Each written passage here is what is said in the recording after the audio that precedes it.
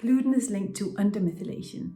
So it impairs detoxification, it affects behavior. Your child might look drunk or silly or aggressive, having tantrums, or having this brain fog so that you just cannot connect with this child. What if what this child eats on a daily basis, or even just every once in a while, is what is causing some of these issues?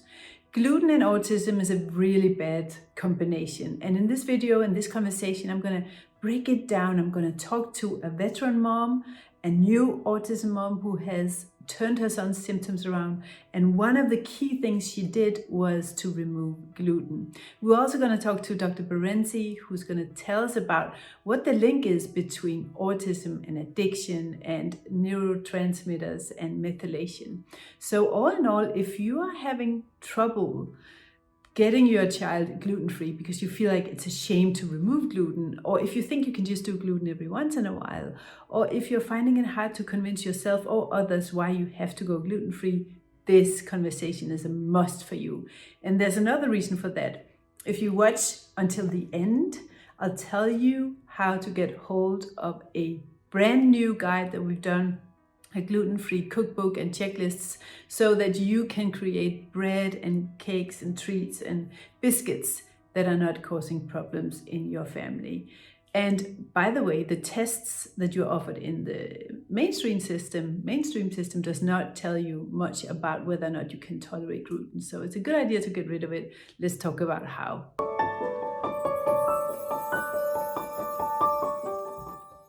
We have to talk about gluten. We just have to talk about it. It's got to go if you have a child with autism. It's our experience as autism moms who are on the recovery journey, on the other side of the dark phase, with children that don't have the symptoms they used to have. But why is it important when it comes to autism and behavior, and how significant of a change can you experience? We want you to hear that from one of our moms in the community, Yvonne. She'll tell you exactly what happened when she removed gluten. When we cut out gluten from his diet, he made massive changes, to his whole personality. He was using vocabulary I didn't know that he actually had, Isn't it incredible?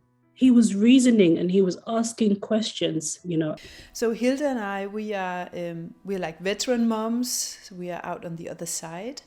With our children do not have the symptoms that they used to have. And for us, gluten was a big part of the beginning phases of that. The reason why we haven't talked about this on the podcast really before is I thought everyone was gluten-free. And I have come to realize that it's more difficult than that. Some moms come into the community and they struggle to let gluten go. And sometimes they hide it, and sometimes they tell us openly, it's just, I'm still giving my child gluten. So we want to motivate you today to let go of gluten, why you must do it, how you do it, what you can do instead, and how it literally is the difference between a good life and a bad life, a future and no future for some children. So it's not just Yvonne's kid. Our children they've benefited significantly as well. So Hilde is from Norway. Do you want to talk about what happened to your child? What do we need to know about your child and gluten and the family? You can say that gluten, bread was his favorite. He ate it. He craved for it, That's what he wants. Yeah. Yeah, and that's a part of the story. Yes. They really want these carbs and this gluten. And but when we found out that you can do something, this was our starting point. Mm-hmm. We stopped with gluten and sugar as well. And but we can talk about gluten now. And it's not that difficult because you can make food without gluten. But you have to be very careful. You have to read all package because there's gluten everywhere. Yeah. Yeah. So. But what was the difference before and after? Before and after with you? Yeah. It will take a little while before you notice. It can take 3 months, 6 months before you notice. But first of all, the sleep problems. Oh yeah. Yeah. it was getting better without gluten. And also, I think the eye contact was coming after we stopped using gluten, because he had this brain fog. He was like gone. So when he gets gluten now, because it can happen that he find a cookie or something else when we are visiting other people's. So then I can see he get this brain fog again. It's like he's there, but he's not there, you know? Yeah. So, and also the behavior was getting better after we stopped with the gluten. I think that was a huge part, not the only part, but a huge part of his meltdowns. Right. Yeah. And we'll share our house doctor, Dr. Shalene Berenzi, the one that helped both of our children in our family. Families will share why this happens. But I just want to, before we play that clip for you, I want to tell you that with my child, it was also really significant in the beginning. We cut out gluten, dairy, and sugar. Within 2 months, he was sleeping at night. We had not been sleeping for months, maybe a year. And he had night terrors, eloping, screaming, tantrums, aggression. He was lining things up, light switches. He was completely obsessed with those. He would run away from us, silly laughter, all the symptoms that you would normally say, well, it's a neurological thing. You cannot do anything about it. When we changed the diet and gluten was significant, these things changed.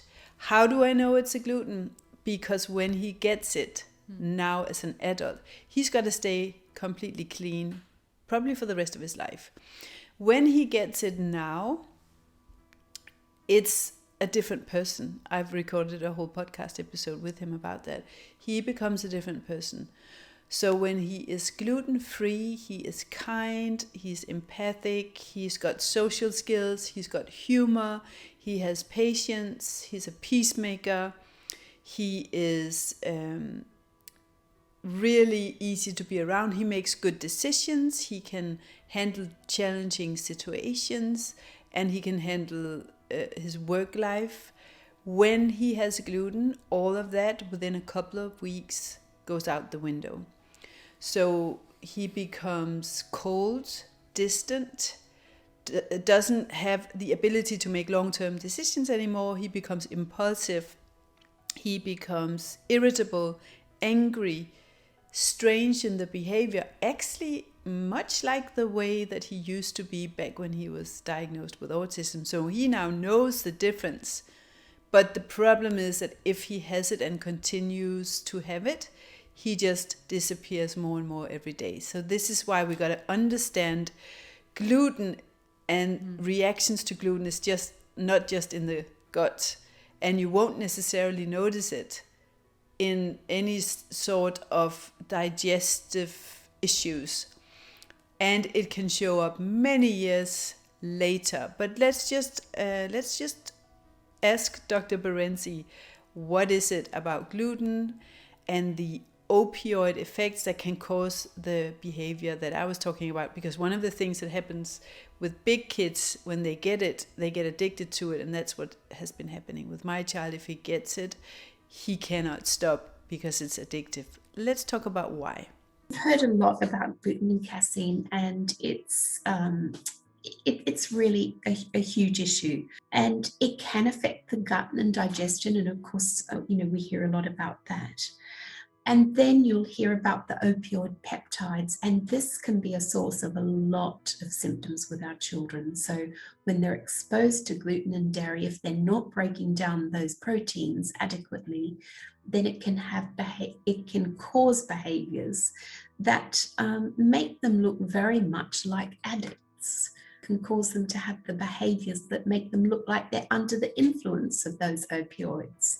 So strange laughter, being in a brain fog, looking out of it, having cravings, having meltdowns, having anger, aggression, and tantrums. Until we actually take those out of the diet, it's often difficult to actually recognize the correlation between those foods and the behaviors. If you're facing a lot of issues with your child around meltdowns, around anger, around strange behaviors, stims, silly laughter, all of these things, please consider very, very strongly taking your child off gluten, taking your child off dairy for a trial. And I give some explanations there as to why that's important. But one thing that I just want to come back to and highlight is on page 9, if you have a pen with you, please take a pen and underline bullet point number 3. And you'll see there that we talk about an enzyme called DPP4. Here's another important piece of the jigsaw puzzle. Where the enzyme DPP4 is deficient, problems in methylation occur.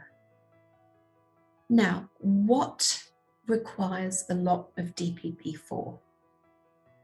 Yes, it's gluten and dairy. That's what we need to break down gluten and dairy products. So if a child is having a lot of gluten and dairy in their diet, or even just some, and their enzyme capacity to break it down into little bits that the body can safely detoxify, safely remove, is inadequate, then methylation will be affected. And we can see that if we look at methylation profiles, which are a blood test that sometimes, that we do use in clinical practice, we can actually see that relationship happening in a child. And when gluten and dairy is taken out of the diet, then we see those tend to resolve. It's not the only thing that affects methylation, as we've talked about before. So we've got the protein, but absolutely gluten and dairy play a critical role as well for many children. Now, one last thing that I want to say is that not every child will need to be gluten-free and dairy-free, and it's a tough call. So if you're wondering what you should do with your child, on the bottom of page 9, I've tried to give the best explanation of what I can about whether or not to test your child, how to make sense of whether your child needs a gluten-free or a dairy-free diet. So first of all, genetically, some of us are more vulnerable. We know that there are 2 or 3 patterns of genes that make it very, very likely that your child has a problem with gluten particularly. But equally, there are many less significant variants that will also mean that the immune system responds in a harmful way to gluten in the diet. So if your child is one of those that is having a lot of issues around their behavior, I would strongly recommend that you consider working through this list and at least give the child a trial of a gluten-free, dairy-free diet for 3 to 6 months. And we've already mentioned how long it takes for the immune system to actually get some relief, some freedom from gluten and dairy. So then the other thing that I just want to highlight is how important it is that if you're going to do that, go back, plan, evaluate, observe, watch what happens, and don't expect overnight miracles, because we might see responses from a gluten-free, dairy-free diet in somewhere between weeks and months. It may not be days. In fact, you might see a worsening to start off with. And many parents will actually make the mistake of thinking, oh, my child's gotten a whole lot worse, or I haven't seen any change, therefore I'll stop. But we often see withdrawal symptoms when you begin. So I want to leave you just with that particular elephant in the room. And if you haven't already considered doing so with your child, you haven't worked up to a trial, it is one of the main things that you can do. So protein, look at gluten-free, dairy-free diet. So we've been talking about the opioid effects. We've talked about, and Dr. Shalene just explained to you what kind of behaviors that these food items can cause in your child. But there are other things. So you'll hear people say, well, if you don't have a reaction to gluten, it's probably not an issue. And for both Hilda and I, it's been completely clear that the way that the body reacts, no matter if you see any signs yet, is reason enough for us to exclude it forever and for good. So it's just not an option when you know that we don't have the enzyme to break down gluten anymore. So the immune system will then react and respond to it like as if it's an enemy, because of the way that gluten provokes a permeability, excess permeability in the gut lining, in the gut. And you have leaky gut, so that particles that are not completely digested will then enter into the bloodstream, and the immune system looks at it saying, what is this? I don't recognize this as food. We're going to attack on a broad spectrum because we don't know what we're dealing with here. And so then that will cause the immune system to attack you at the weakest link. It might not happen today, it might not happen next year, it can happen 5, 10, 20 years from now. But one thing's for certain, the immune system will react to something that it doesn't recognize. So for some, it's the brain, so the immune system starts attacking own tissue. It might be brain tissue, it can be in the cerebellum, it can be hair follicles so that you lose your hair, it can be diabetes and cancer later on if you just continue down that road, and it can be, you mentioned Alzheimer's later in life. It can be eczema, allergies, all kinds of weird reaction that's linked to the immune system. So for you, Hilde, when people say, well, how do you do it when, and it was like that with your child, it's all they want to eat is bread. And you have a whole family that loves gluten, you know? Yeah. For us, it was taking everything out, you know, what you have in the house is what the kid will eat.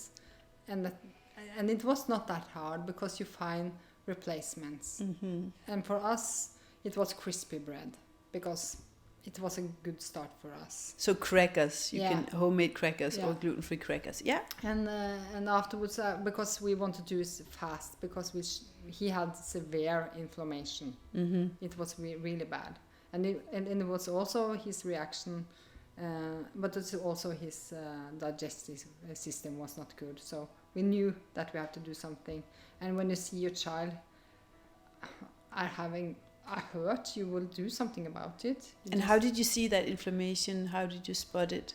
The inflammation, we took a test on that. Yeah. Yeah. What test? We took a GI map. Yeah. Just to check GI it. map. Yeah. Yeah. But we had stopped giving him gluten. Yeah. And if we want to do it in Norway, we have to give him gluten for checking in. Yes, Yeah. because the body won't be showing reactions if No. you're not actually No. eating it. Because when you're 3 years old, the test doesn't show Okay. celiac. It maybe. Well, that's actually a good point, Yeah. because the tests are not really accurate.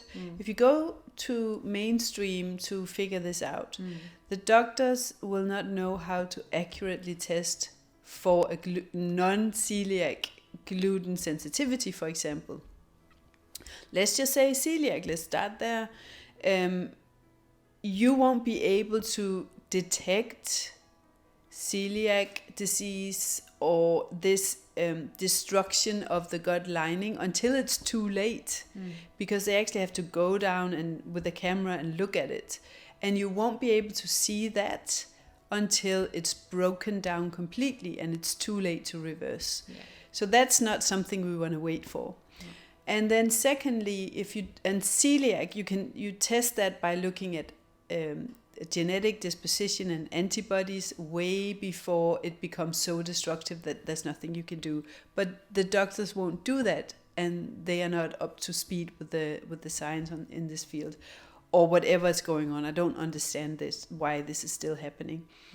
And when it comes to non-celiac gluten sensitivity, you would have to do a gene test to test for a predisposition to know whether you're in the risk zone. That is a really good indicator for not having it.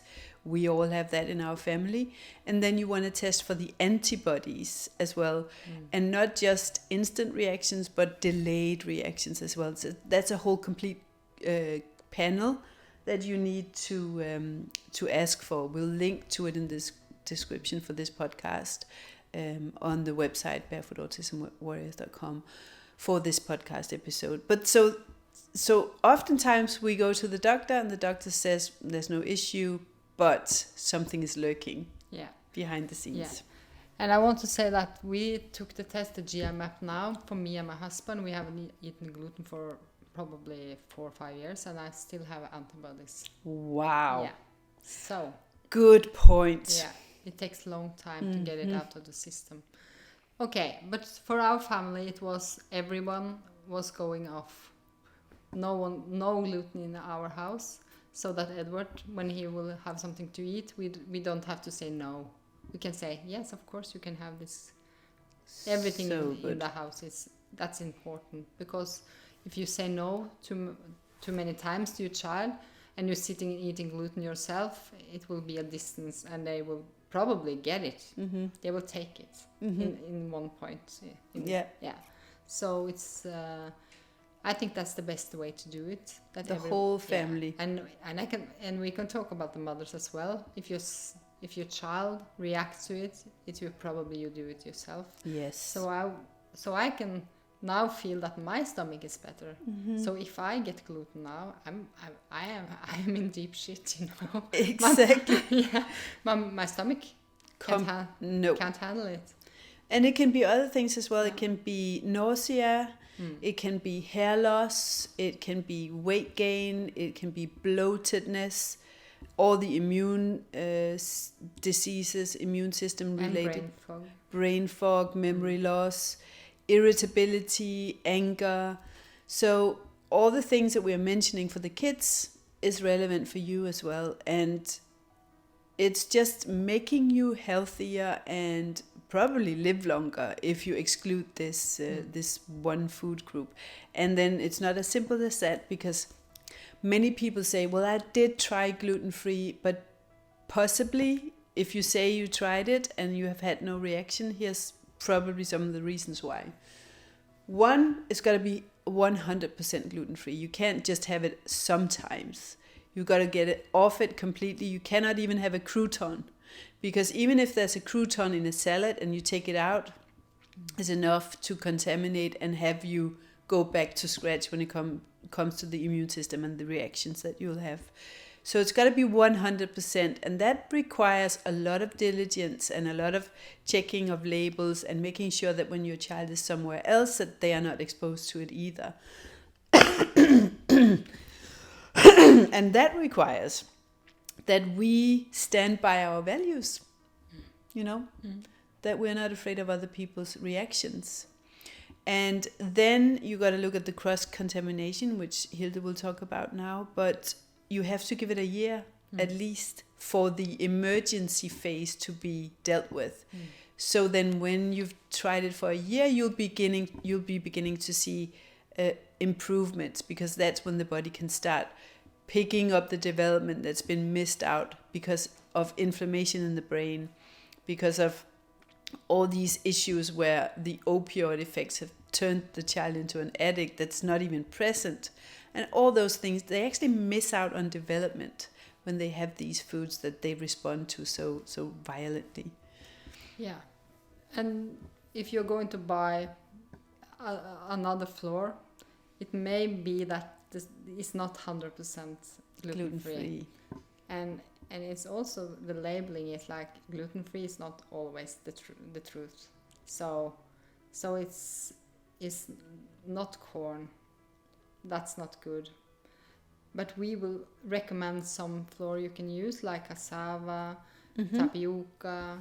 You can use almond flour, coconut. But we will link to that under this podcast. You said chestnut, cassava, rubs, red mill, rice flour, white sweet rice flour, and coconut flour, as you said, and you can bake waffles with sweet potato and banana and eggs.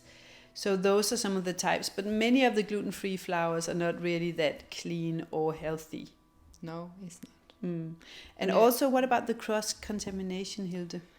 Yeah, it can be, and that's when the investigation starts, because it can be like eggs, you know, it can be everything. So you just have to go clean and try one food group and see what's happened. Yeah. I think I have to. And we don't eat oats, you know. Yeah, so oats, buckwheat can be Buckwheat problematic. Can be soy, corn, and dairy. And then there's one more thing that I think we should mention, and that is that if you cut out gluten and you still have all these behaviors, it's highly likely that glutamates are causing problems. And glutamates are additives in many snacks, foods, protein powders, soy sauce, spices, almost all restaurant foods. But it's also naturally a component in some foods. And you can Google neuroprovoking foods, or you can Google a glutamate list. And you probably want to avoid that. And also check out our podcast about pyrrole disorder, copper and zinc, because that can be an issue too. So it requires a lot of investigation, but this is an easy thing to do. It might seem overwhelming, but if you just take a big bag, we did the same. We just took a big bag, threw out everything and start over. It's actually easy. Yes, and then we can mention Yvonne from the start in this podcast. Yeah, that was the only thing she did, almost. Yeah, in the beginning. Yeah, and you can see huge changes, but you have to have a little patience, because the children are different. But you will probably 1 to 3 weeks something will happen. Exactly. Yeah. But it's not logical to go and spend a lot of money on biomedical interventions or ABA and then send a child into that whole ball game who's got inflammation everywhere and are not present because that child is drunk on food. It's the same as saying, okay, my child's got a stomach flu and the flu and a huge fever, and I'm going to send him to school anyway, and I'm going to send him to ABA. We wouldn't do that, but it's actually the same thing that's going on. Yeah. But this is a cheap solution. Yeah. You don't have to test. You just change the food and see what's happened. Yes. Do you want to say something about husbands that are not cooperating? If you are a woman and your husband is working against it, what can moms do and why does that happen? Because that's a common issue. I know. First of all, you give them something to read about. You listen to the podcast. You just have to tell them about it, and you can also say we try, but you can't force him to not eat gluten. But you can you can say in this house we will probably, the kids and I will stop eating gluten, and you can just serve food without gluten. You know, you can make everything without gluten. Yeah, without actually saying anything. No, you know. Yeah. It's like that easy. Yeah. So, but my husband, he was into this, and he lost a lot of weight. How much was it? 20 kilos? Yeah, 20 kilos. He was slim. Yeah. Yes. And then it went fast. Yeah. You know? Yeah. The kilos just running off him. Yeah. So. Well, it's a question of leadership too, because we can't be our partner's moms, so we've got to respect them, and we have got to, and it's the same with kids. So partners and kids tend to work against what is true and healthy, and the recovery process is about truth and health and getting on the path that's been chosen for you. So when our loved ones work against that, it's because we are either not transparent, so we are either insecure about setting this boundary and we feel guilty about setting this boundary, and we're not used to being different. So we have this addiction to being pleasers and fit in, and we don't want our children to be different. And so if we don't want our children to be different by changing their food, we might, in our leadership, in our fear of leadership and setting boundaries and saying no and making them upset, that is part of parenting, is that we teach children what's right and wrong. By doing that, we actually create a future for them where they're even more different when they get to teenage years because of their behavior. And so we cannot be weak leaders in this. We have to say and explain, this is what we're doing. What we did was saying, I'm no longer going to invest in food that's going to destroy your brain and your body. So I know you're probably going to be upset about it, but I'm going to do it anyway. So I'm not financing it, and I'm not giving you money for it, I'm not buying it anymore. So explain it and don't feel guilty about it. So they will sense if you're insecure, and they'll push you when you do that. Same thing with husbands. They tend to get upset and work against us if we're bossy and controlling, and we don't give them leadership, and we don't admire them, and they don't feel like they have a role as a protector and a provider in the family. Then they tend to work against us in the fields that are important to us. So Hilde's got a family where there's a lot of support because she stepped back and she stepped into that softness and that vulnerability, but also leadership as a mom and a wife. Yeah. So good luck with the gluten. It's gotta go. I'm sorry, there's no way around it in our opinion. But you will find Links. Yeah, Below in the description on the website page, barefootautismwarriors.com, search for this episode and you'll find the description and the links to download also a swap sheet for what can you do, what can you eat. We have some recipes for you, some of Hilde's favorite recipes that she used when she was transitioning her family into a gluten-free diet. So happy cooking out there, and yeah, share with us your experiences. Just write us at the barefootautismwarriors.com website or Instagram or the Facebook group Barefoot Autism Warriors. See you soon. I hope you enjoyed the episode, and I'm so excited because I've got a cookbook and a guide to go gluten-free, to breaking up with gluten, for you as a link, as a supplement to this podcast episode. My good friend Hilde, she's an amazing baker, she's an amazing chef, she's an amazing cook, and she solved the issue of picking the right type of flour for treats and crackers and bread, what to do in order to replace the things that you currently bake or serve that really doesn't serve your turnaround process or your child's mental development or physical health. If you want to get started with going gluten-free, she has actually created a gluten-free cookbook and guide for Barefoot Autism Warriors at a super affordable price. I mean, you probably won't even be able to go out and have a gluten-free meal for that price. So click the link below if you want access to it, and I really hope you'll enjoy it. See you on the next episode.